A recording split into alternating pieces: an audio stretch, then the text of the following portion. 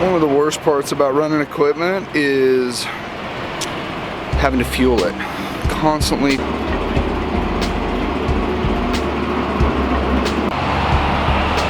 Seems like it's always another 100 gallons, another 100 gallons, another 100 gallons.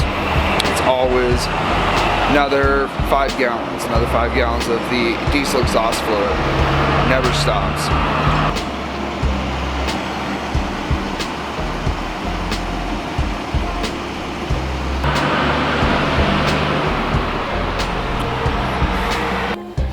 I think I might have been better off to go on vacation and come back in the summer. I think that working in April and May is kind of like 2 steps forward and 1 step back, or maybe it's 1 step forward and 3 steps back. It feels like we're spinning our wheels, but I'm trying to stay positive that we're making progress. You can see that we're getting this hill torn apart. That's got to be done at some point. And if it gets done now, at least it doesn't have to be done later. We've pulled stumps. We've moved some of these logs. We're making progress. It's just not going as fast as I'd like it to go. And so I'm frustrated. I wish that the weather wasn't such a hindrance. But let's find some positive. There's no mosquitoes, and I like that. It's not hot. That's great. There's no dust. So I guess I'll complain about the rain. I'll complain about the mud, and then later, when there is no rain and there is no mud, I'll complain about the mosquitoes. Because there's always going to be something, I guess. So there's my rant, there's my complaint. But things are, when I look at things are moving along. We're making progress, and everything we get done now is something we don't have to do later. So you can see we're digging away on this hill, and the plan there is to get all of that material. We estimated there's about 6,000 yards of material there, and it's all this decomposed granite. It's really rocky.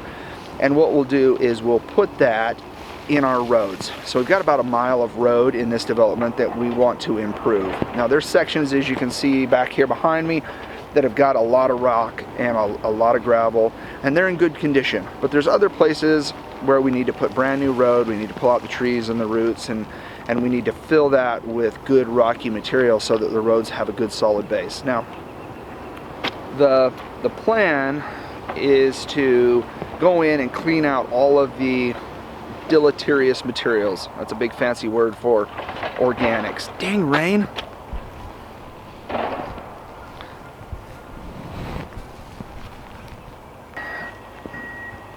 So our plan is to go in and cut out all of the organic material, all the roots, get that cleaned out, pulled out of there. We'll spread that out in other places because it's great topsoil, you know, for somebody's pasture or their field or their garden. They would be great material. But for a road, not so much. So we'll go in, we'll pull that out, we'll put down fabric, then we'll put down 12 inches of this rocky, gravelly material, and then we'll put 4 inches of road base on top of that, and that will build some really good roads that can handle heavy trucks and all the rain and all the snow and everything that this subdivision, this neighborhood, that the owners here would use on those roads. So that's the plan.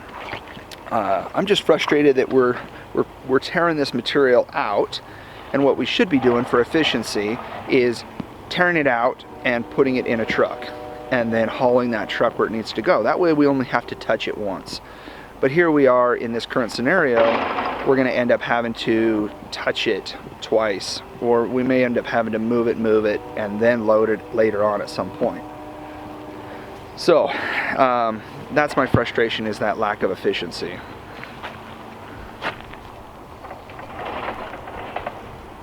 What that means is we're going to end up having to move that material a couple of times. Now there's some goods and some bads. That's going to help mix that material It's going to help break down some of those larger rocks, hopefully into smaller rocks. What I'd like to end up with is like 6" minus or 4" minus, meaning that they're nothing larger than 6", nothing larger than 4" material. But I want a good mix of a little bit of everything so that it binds and locks together and builds a good strong road. Because these roads out here are going to get beat with the amount of snow, the frost, it's going to freeze and then expand and then thaw.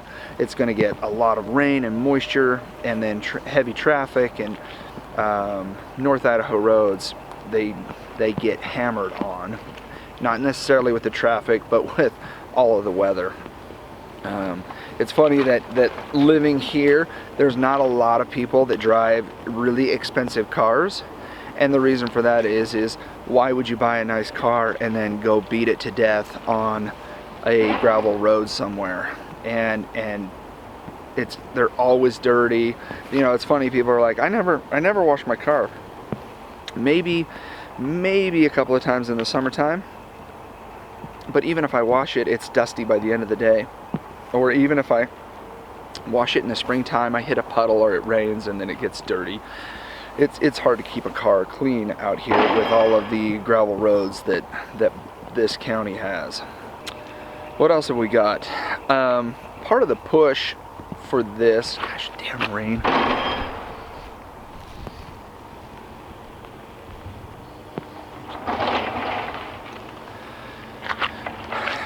One of the motivators for being out here and fighting the weather is that if we can open up the roadways, if we can move the material out of the way and get down to the grades that we need to be, then we can be real ready for all of the utility companies. So we've got power, we've got gas, we've got phone, we've got internet, and we want to get the roadways somewhat opened up to the setbacks and pull all the stumps out, get the dirt out, move the trees out of the way, and be able to put in those ditches, things up so utility contractors can come in and lay all of those utilities, whatever it might be.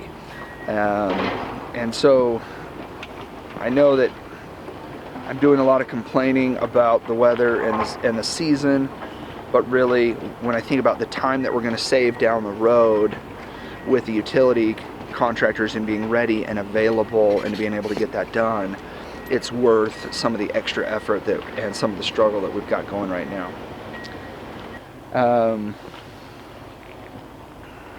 So that's kind of what we're up against.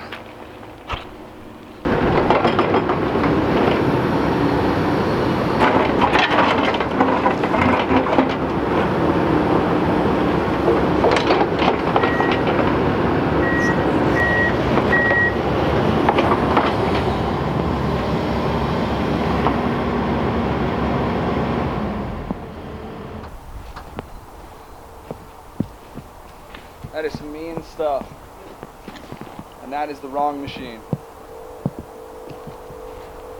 I mean, at full stick when you're pulling back, I'm like looking at my watch, going, anytime, whenever you're ready.